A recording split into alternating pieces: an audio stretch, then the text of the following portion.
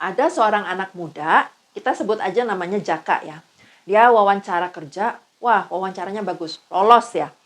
Nah, sebagai salah satu syarat untuk lanjut ke proses berikutnya, si Jaka diminta melakukan pemeriksaan kesehatan, medical check-up. Hasil medical check-up-nya ternyata Jaka positif hepatitis B. Dan karena itu dia nggak bisa lanjut ke proses berikutnya. Dia nggak dapat kerjaan itu. Si Jaka terus tanya ke saya, karena dia nggak percaya. Orang dia sehat kok, nggak ada keluhan apapun, nggak ada tanda gejala apapun. Kenapa kok tahu-tahu hepatitis B? Bagaimana ini hepatitis B bisa terjadi? Dan yang paling penting, gimana cara menyembuhkan, memulihkan dari hepatitis B supaya dia bisa dapat kerjaan itu lagi.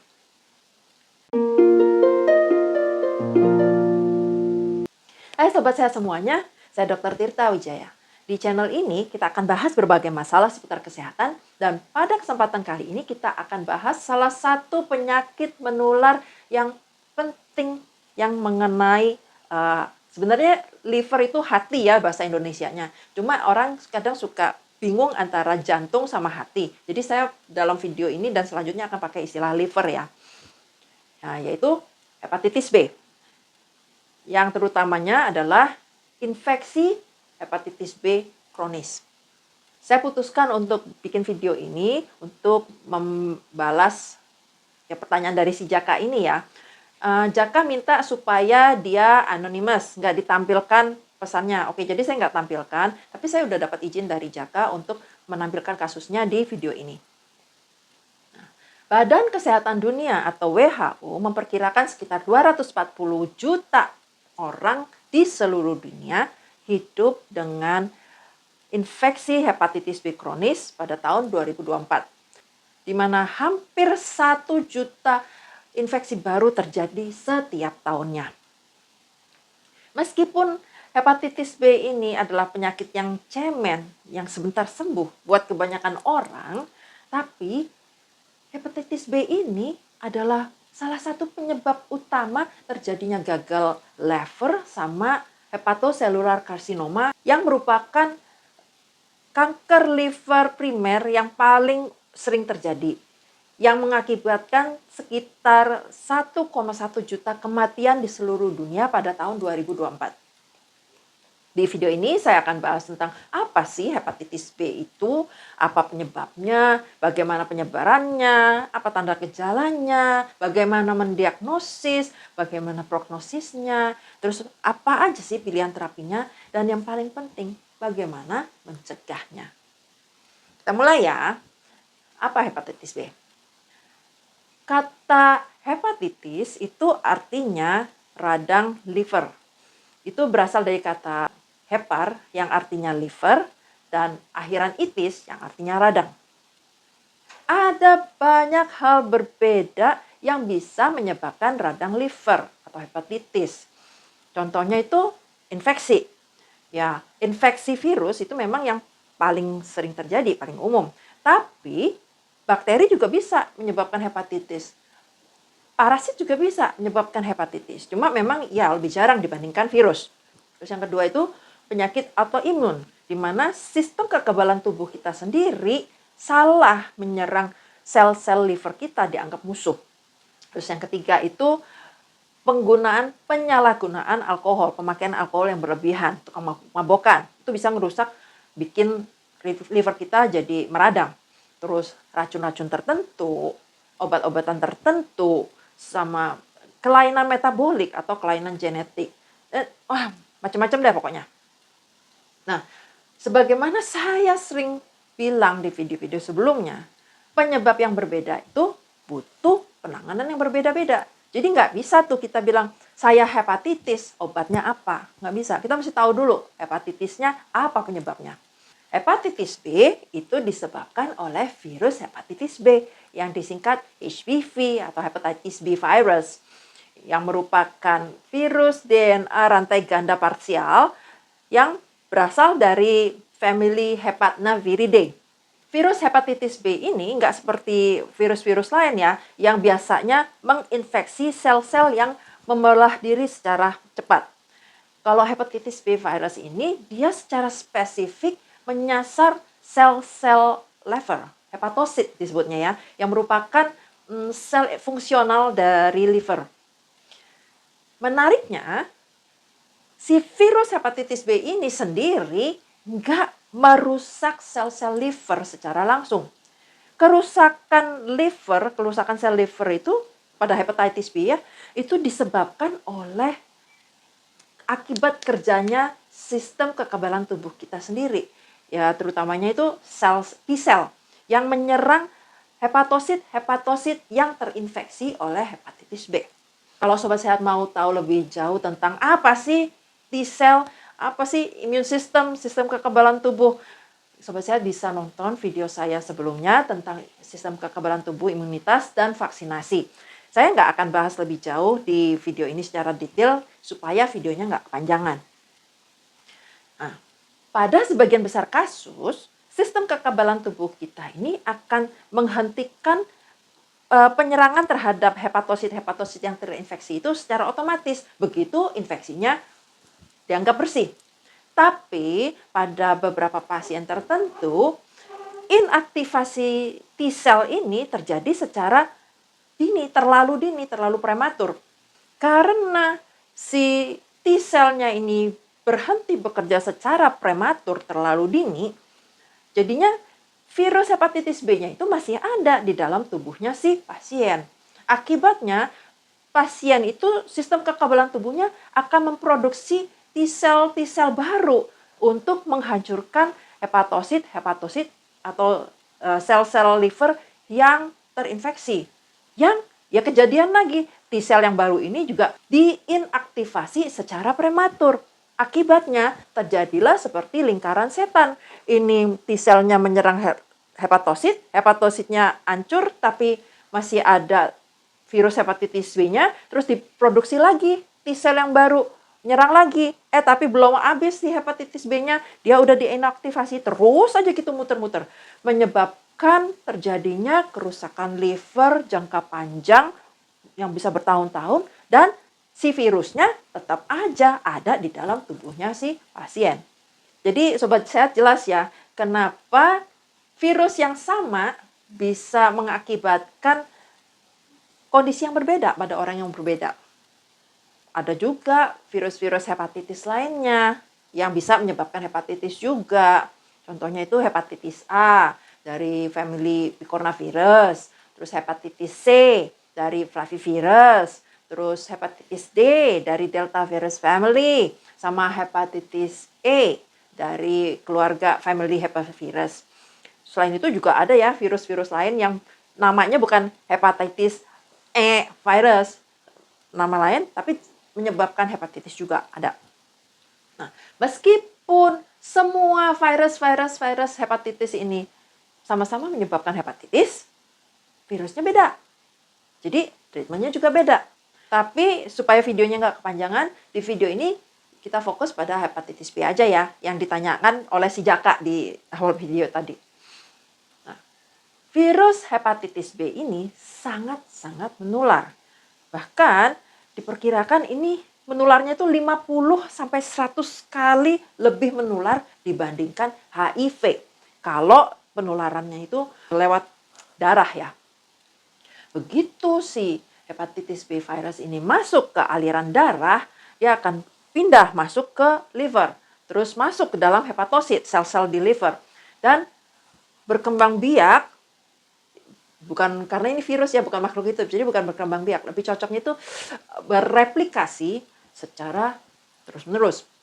Nah, hepatitis B virus ini dia bisa membentuk yang disebut cccDNA atau covalently closed circular DNA yang stabil sifatnya. Dia DNA-nya itu stabil dan tetap bertahan di dalam inti sel dari si liver dan berfungsi sebagai cetak biru ya. Dia yang menentukan ini nanti virus-virus baru ini bentukannya seperti apa. Ini blueprint-nya di sini dia.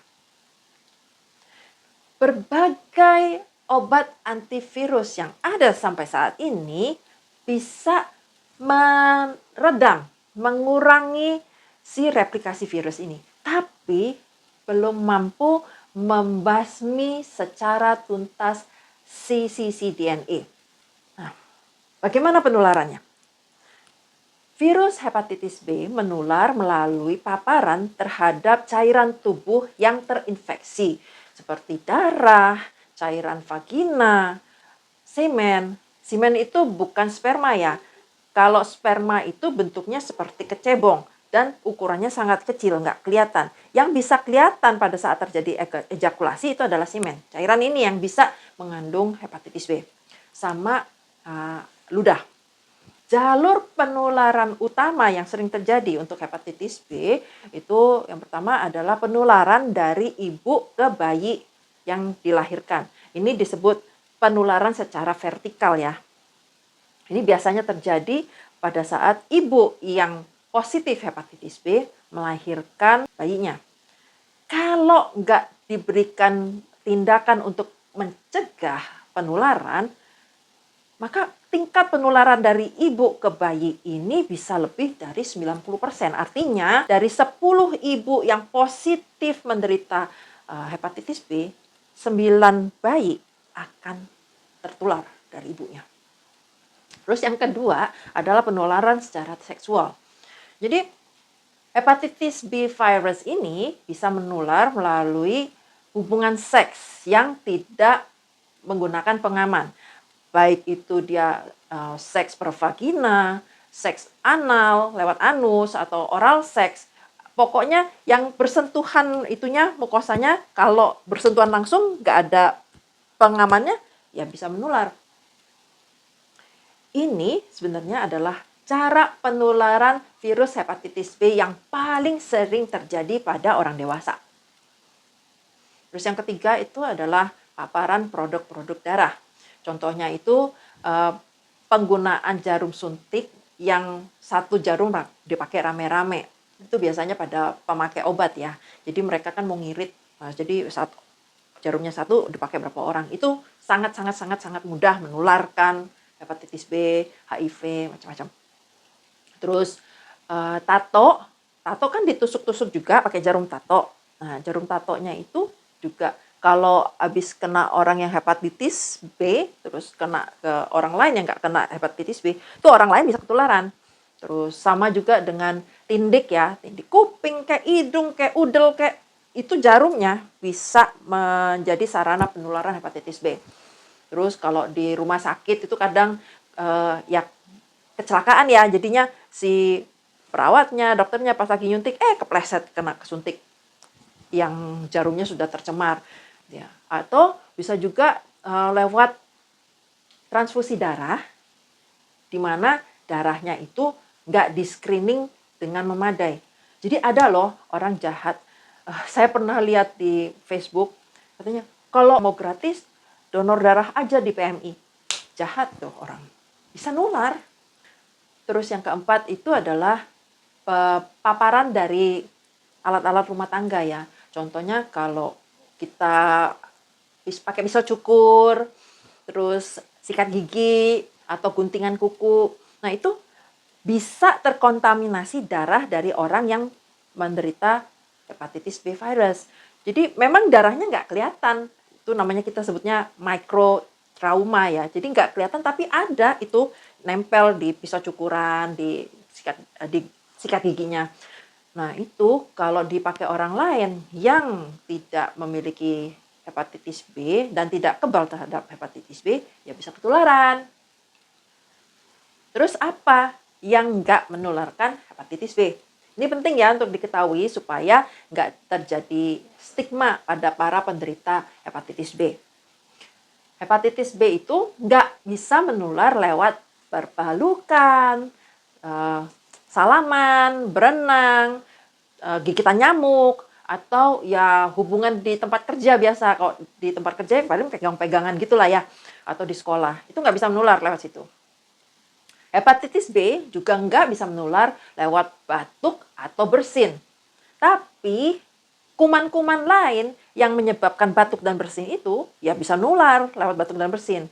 Jadi, meskipun batuk dan bersin tidak menularkan virus hepatitis B, kita tetap perlu menerapkan etika batuk dan bersin yang baik untuk mencegah infeksi.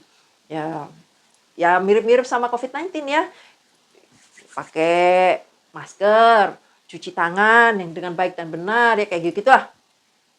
Nah, meskipun virus hepatitis B bisa ditemukan di dalam air ludah orang yang terinfeksi, tapi penularan lewat berbagi makanan atau minum dari gelas yang sama atau makan dengan sendok yang sama atau ya kayak gitu ya, itu relatif jarang. Tapi meski jarang, kalau menurut saya sih kita tetap harus menerapkan food hygiene yang baik. Karena ya virus lain, bakteri lain, parasit lain, segala macam itu tetap bisa menular lewat begitu-begituan. Contohnya aja, kayak virus hepatitis A, virus hepatitis E, itu menularnya lewat makanan yang terkontaminasi. Jadi tetap ya, meskipun penularannya jarang lewat air ludah, tetap saya bilang food hygiene tetap harus dilaksanakan dengan baik. Nah, si Jaka yang tanya tentang hepatitis B itu, dia nggak punya keluhan apapun, nggak ada tanda gejala. Pokoknya dia merasa sehat walafiat pada waktu terdiagnosis. Jadi satu-satunya alasan dia melakukan pemeriksaan medical check up itu ya karena disuruh sama tempat dia ngelamar kerja. Dan ini nggak aneh. Memang banyak pasien hepatitis B itu yang nggak mengalami tanda gejala keluhan apapun. Apalagi terutama ya kalau pas di awal-awal. Dia nggak ngalamin apapun, nggak merasa sakit tapi sudah bisa menularkan. Nah itu masa disebut masa inkubasi. Itu kalau untuk hepatitis B, rata-ratanya sekitar 60-90 hari. Jadi sekitar 2-3 bulan. Begitu dia terinfeksi, baru muncul keluhan segala macamnya. Tapi range-nya itu bisa antara 30 sampai 180 hari. Bisa 6 bulan kemudian dia baru Dan waktu sakit pun itu seringkali ya nggak spesifik keluhannya. Merasa capek-capek, lemes, demam, hilang nafsu makan, mual muntah. Itu banyak penyakit yang keluhannya sama seperti itu. Terus sakit di perut kanan atas, pegel-pegel linu, ini pergelangan persendiannya jadi nyeri. Banyak penyakitnya. Jadi nggak khas hepatitis B. Tapi begitu si peradangan di levernya itu makin parah, pasiennya bisa mengalami kuning. Jaundice ya kita bilangnya, kuning. Di mana kulit sama mata kan ada bagian hitam, bagian putih ya. Bagian putihnya ini sklera kita bilangnya. Itu jadi kelihatan warnanya kuning, kulitnya kuning. Itu terjadi karena akumulasi bilirubin. Bilirubin ini adalah pigmen yang warnanya kuning yang bisa memberi warna di urin sama di feses. Itu biasanya dalam keadaan normal dia diproses oleh si liver, tapi karena livernya tidak baik-baik saja, lepas ini si pigmennya kemana-mana, ya, jadi kuning orangnya. Terus tanda lain yang mungkin muncul itu jadi air seninya, urinnya warnanya jadi pekat, gelap gitu ya. Sebaliknya, tinjanya warnanya pucat seperti dempul. Dan bisa juga jadi gatal-gatal di seluruh tubuh. Pada hepatitis akut yang parah, pasien itu bisa jadi linglung dia. Ngomongnya ngaco belok. Terus jadi ngantuk terus. Mudah berdarah dan terjadi gagal liver. Nah, kondisi ini adalah kondisi yang gawat darurat. Jadi harus segera dibawa ke IGD.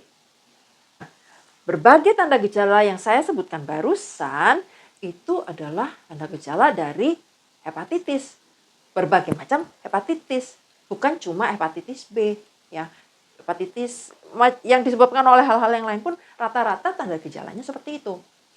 Dokter nggak bisa tuh merekomendasikan harus terapi ini, obat ono, hanya berdasarkan tanda gejala seperti itu aja. Karena tanda gejala ini nggak menunjukkan apa penyebab dari hepatitisnya. Yang seperti saya bilang tadi, macam-macam, banyak sekali macamnya yang berbeda-beda. Nah, untuk mengetahui apa sih penyebab dari hepatitis yang derita seorang pasien sama seberapa parah sih penyakitnya, dokter perlu melakukan berbagai pemeriksaan, mengkombinasikan antara pemeriksaan darah sama penilaian dari asesmen dari liver ya. Pemeriksaan yang paling penting yang akan diminta pertama kali oleh dokter kalau dia curiga hepatitis B itu adalah pemeriksaan HBsAg. HBsAg ini adalah antigen yang ditemukan di permukaan dari hepatitis B virus. Jadi kalau pemeriksaan HBsAg-nya itu positif, artinya si pasien itu sedang mengalami infeksi hepatitis B. Baik itu infeksinya kronik atau akut, pokoknya sedang mengalami dia. Terus ada juga pemeriksaan anti-HBs. Ini adalah antibodi terhadap si HBsAg. Kalau anti-HBs-nya positif, berarti si orang itu dia memiliki imunitas kekebalan terhadap si hepatitis B virus. Entah itu karena dia dulunya pernah mengalami infeksi hepatitis B dan sembuh, atau dulunya pernah diimunisasi.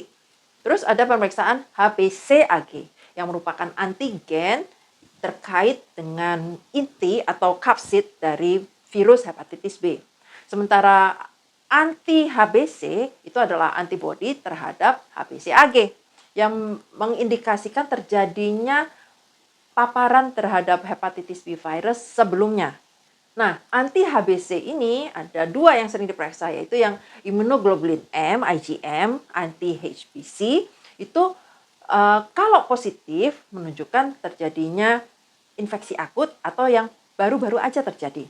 Sementara kalau yang positif adalah anti-HBc immunoglobulin G atau IgG anti-HBc, itu menunjukkan terjadinya sudah agak lama atau ya sebelumnya gitu ya. Pada Windows period, IgM anti-HBc itu mungkin merupakan satu-satunya pemeriksaan penanda hepatitis B yang positif. Sementara pemeriksaan lainnya hasilnya negatif. Windows period itu artinya orangnya sudah terinfeksi, belum sakit, tidak bertanda bergejala, tapi sudah bisa menularin. Dan pada umumnya pemeriksaannya itu masih negatif. Nah, sedangkan pada hepatitis B, pemeriksaan IgM-nya ini bisa positif.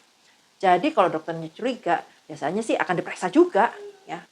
Terus penilaian kuantitatif DNA hepatitis B virus itu mengukur seberapa banyak sih virus yang beredar di dalam tubuhnya si pasien. Itu dikenal juga sebagai viral load. Nah, ini untuk menentukan pilihan terapi apa yang lebih sesuai untuk si pasien ini, sama untuk memonitor respon si pasien terhadap terapi. Sedangkan pemeriksaan untuk mengevaluasi peradangan di liver sama fungsi-fungsi si liver untuk menghasilkan zat-zat tertentu, itu antara lain SGOT, SGPT, kadar bilirubin, kadar albumin, terus prothrombin time, ya kayak gitu ya. Nah, sedangkan penilaian kerusakan liver itu bisa dilakukan menggunakan transient elastografi atau yang sering itu pakai ultrasound, USG, terus CT scan, MRI, sama mungkin kadang-kadang ya dokternya akan minta dilakukan biopsi di liver.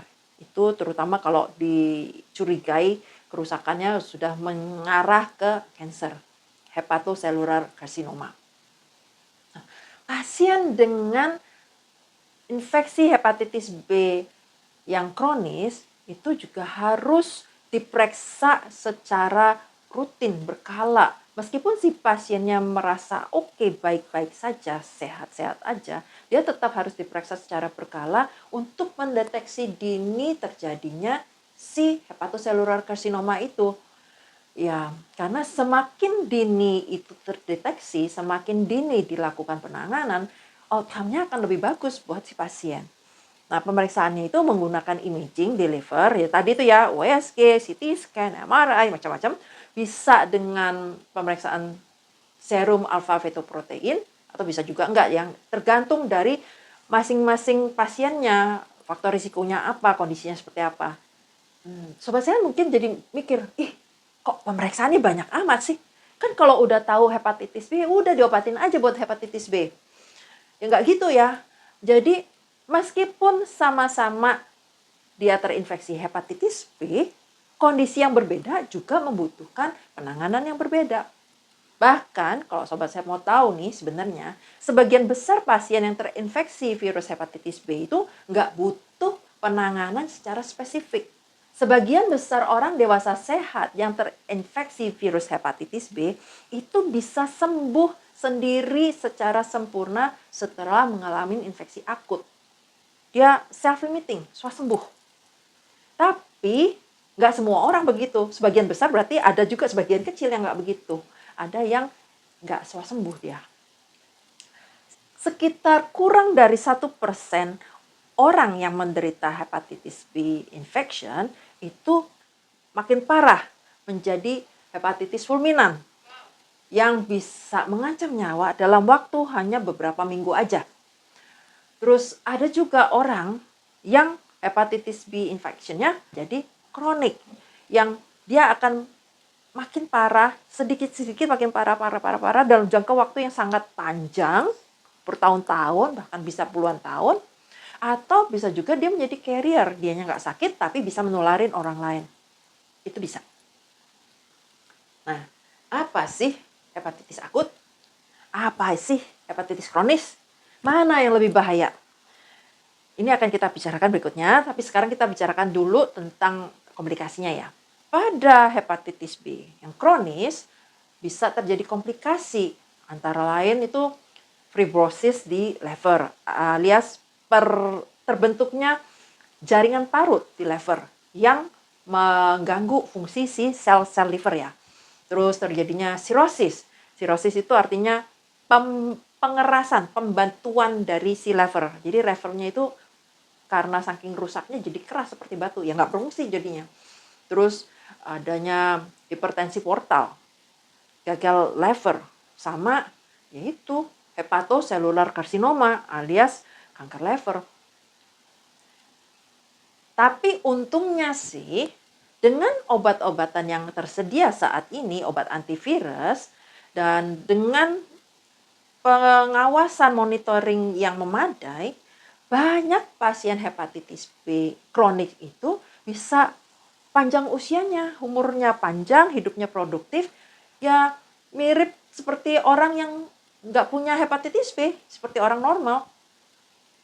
Jadi kuncinya di sini adalah diagnosis dini sama penata laksanaan yang memadai. Ini bisa sangat-sangat mempengaruhi outcome dari pasien hepatitis B.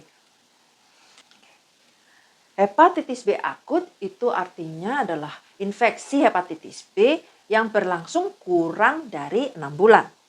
Sebagian besar orang dewasa yang imunokompeten, yang sehat, itu bisa sembuh sendiri tanpa diapa-apain, juga sembuh sendiri dari infeksi hepatitis B dalam waktu kurang dari 6 bulan. Dan setelah sembuh, dia akan kebal terhadap infeksi berikut-berikutnya. Sedangkan hepatitis B kronik itu artinya HBsAg atau surface antigen dari hepatitis B itu persisten. Dia membandel, tetap ada lebih dari 6 bulan. Resiko terjadinya infeksi yang kronis ini sangat, enggak 100% sih ya, tapi sangat tergantung dari usia terjadinya infeksi tersebut. Pada bayi yang baru dilahirkan, itu 90% kemungkinannya akan menjadi kronis hepatitis B-nya. Sedangkan kalau pada anak usia kurang dari 5 tahun, itu sekitar 25-50% kalau terinfeksi, dia akan jadi kronis. Sedangkan pada orang dewasa, kemungkinan jadi kronisnya itu kurang dari 5%. Pada orang dewasa yang imunokompeten ya, yang sehat. Itu sebabnya kenapa imunisasi, vaksinasi hepatitis B pada bayi baru lahir itu sangat-sangat penting. Karena ya itulah 90%. Ya. Nah, penata laksanaan terhadap hepatitis B itu tergantung apakah infeksinya akut atau kronik. Terus kondisinya seperti apa. Pada hepatitis B yang akut, sebagian besar pasien itu cuma butuh minum yang cukup ya, jangan sampai dehidrasi. Terus makan yang bergizi. Konsumsi makanan sehat, bergizi seimbang, dan variasi dalam jumlah cukup. Jangan pas lagi sakit cuma dikasih bubur kecap doang, nggak cukup ya. Terus istirahat yang cukup. Ya ini penting supaya sistem kekebalan tubuh si pasien itu bisa punya cukup energi untuk melawan si virusnya. Jadi yang menyembuhkan adalah sistem kekebalan tubuh si pasien itu sendiri.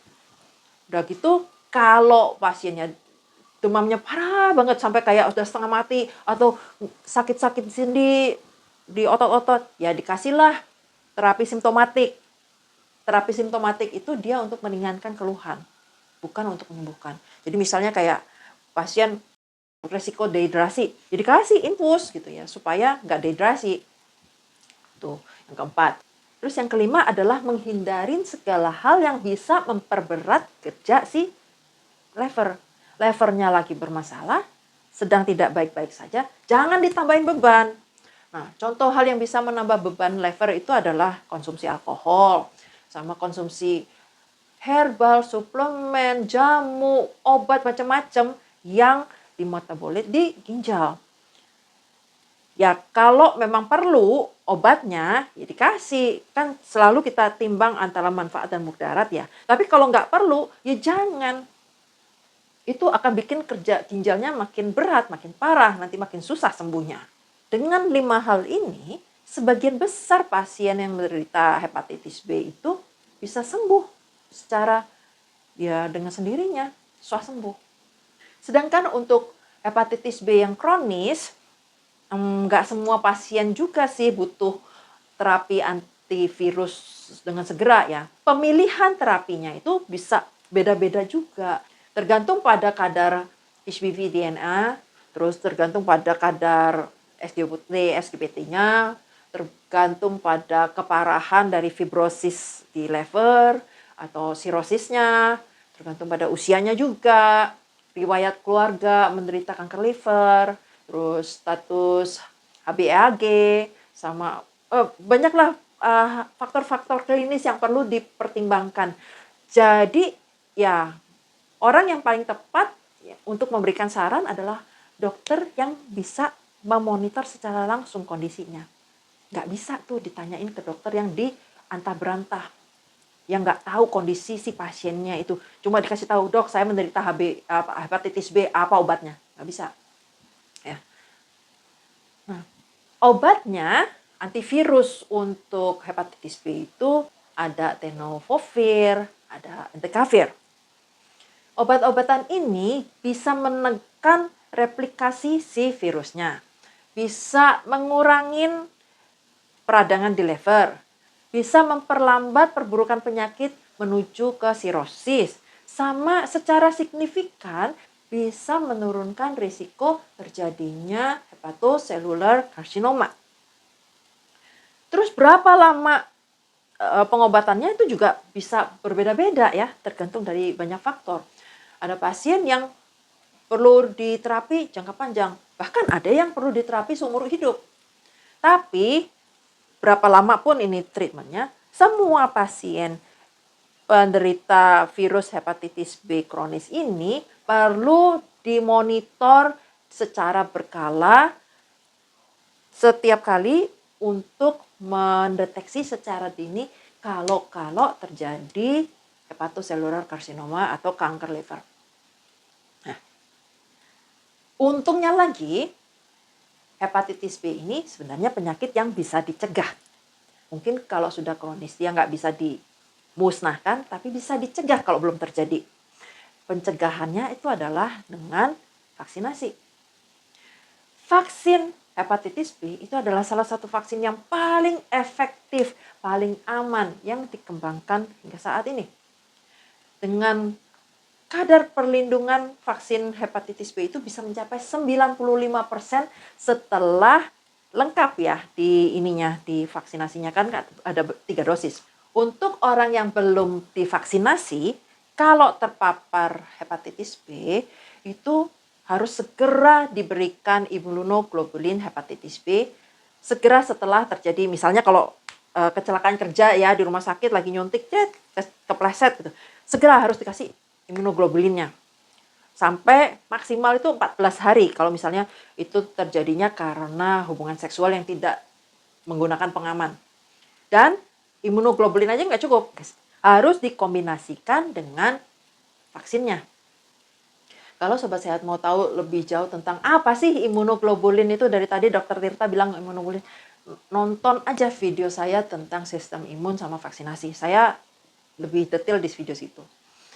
Nah, untuk paparan yang terjadi pada saat melahirkan, di mana si ibunya positif HBsAg-nya, pemberian imunoglobulin itu ya segera setelah si bayi dilahirkan dan harus diikutin dengan pemberian vaksin hepatitis B, di mana dosis pertamanya harus diberikan dalam waktu kurang dari 12 jam setelah si bayi dilahirkan. Kalau belum terjadi paparan pada orang yang belum diimunisasi, ya imunisasi, vaksinasi. Lakukan vaksinasi hepatitis B pada, ini 3 dosis ya, pada 0 itu yang pertama kali, terus dosis yang kedua itu diberikan 1 bulan kemudian, dan dosis yang ketiga itu diberikan 6 bulan setelah dosis yang pertama.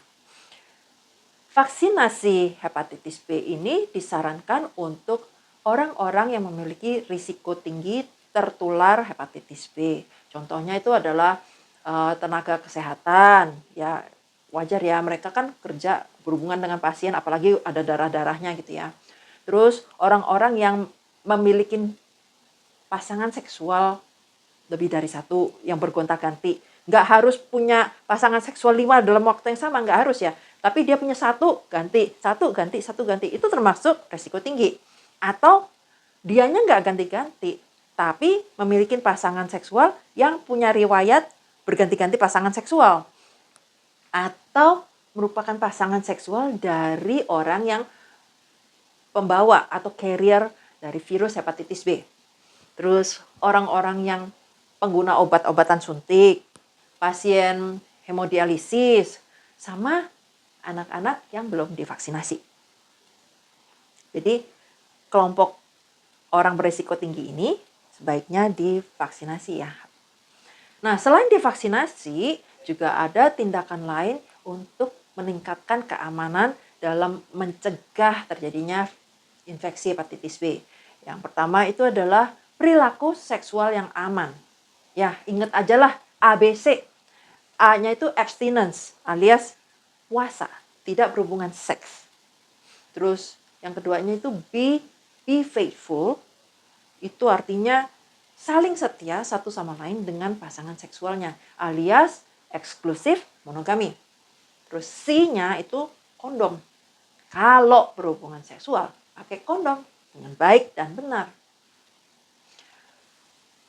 Pengidap virus hepatitis B, kalau kepengen punya keturunan, kalau promil, itu harus konsultasi dulu dengan dokternya sebelum dia mulai promilnya. Terus yang kedua itu jangan berbagi jarum, jangan berbagi cukuran, jangan berbagi guntingan kuku. Ya pokoknya segala hal yang bisa menularkan si virus hepatitis B-nya ya.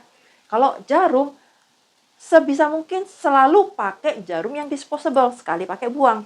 Pastikan itu jarumnya steril dan udah dipakai, jangan disimpan, jangan dipakai, jangan ini. Terus kalau mau tato, mau tindik, pastikan menggunakan jarum-jarum alat-alat yang steril, yang aman.